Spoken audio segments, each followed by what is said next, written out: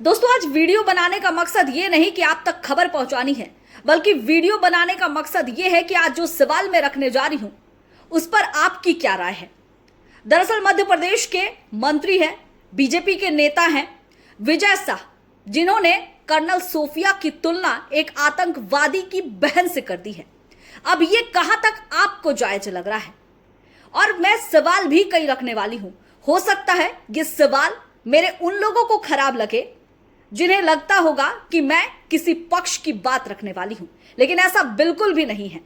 यह सवाल मैं इसलिए पूछ रही हूं कि जब देश के अंदर हिंदू मुसलमान होते हैं और तब मैं जब सवाल पूछती हूं तो यह भी सवाल पूछने का हक मेरा है, क्योंकि एक मुसलमान बेटी होकर उसने ये नहीं सोचा कि एक मुस्लिम देश पर जब मैं अटैक करूंगी तो मुस्लिम भाई बहन मुझसे क्या सवाल पूछेंगे।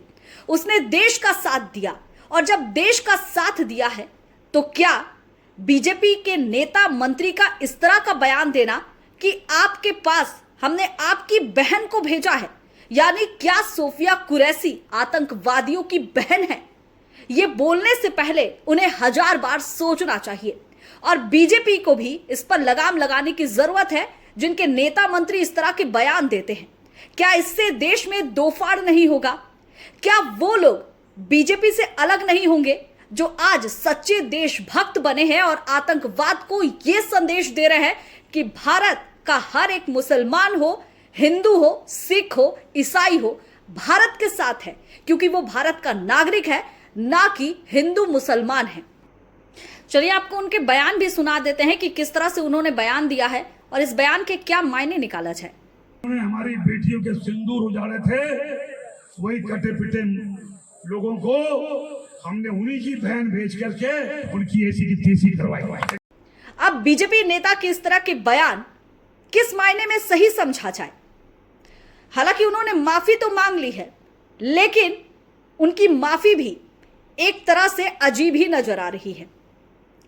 न्यायालय ने इस पर संज्ञान लिया है। न्यायालय ने डीजीपी को कहा है कि आप एफआईआर 4 घंटे के अंदर दर्ज करवाइए। अगर आपने 4 घंटे के अंदर एफआईआर दर्ज नहीं करवाई तो कोर्ट का अवमानना इसे माना जाएगा।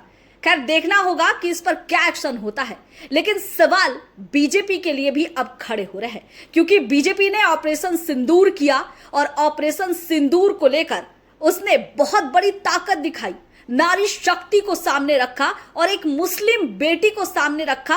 आतंकवादियों को वो मुंह तोड़ जवाब दिया जो शायद उसकी 7 पुश्तें क्या, आने वाली 1000 पुश्तें भी याद रखेगी।